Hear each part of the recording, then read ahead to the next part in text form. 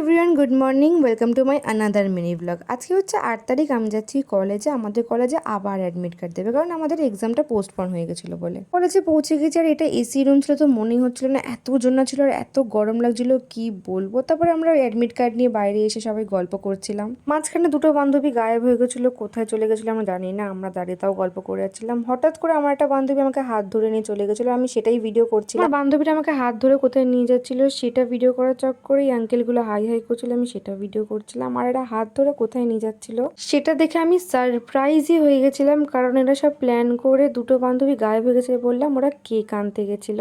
আমি সারপ্রাইজ হয়ে গেছিলাম, আমি খুব খুশি হয়ে গেছিলাম। সত্যি কথা বলতে আমি ভাবিনি, আমি ভেবেছিলাম ওরা হয়তো কিছু করবে, যেটা আজকেই করে ফেলবে, আমি সত্যি ভাবতে পারিনি।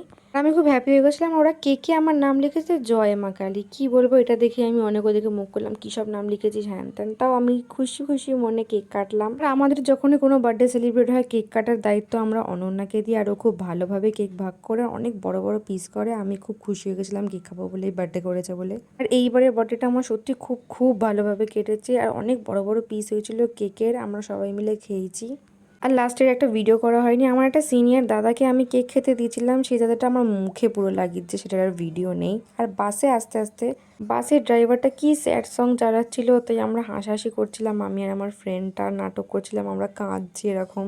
অতটা কেক খাওয়ার পর আমার পেটে জায়গা ছিল না, তাই লাঞ্চ টাইম একেবারে ডিনারে করেছিলাম। That's it for today, thanks for watching.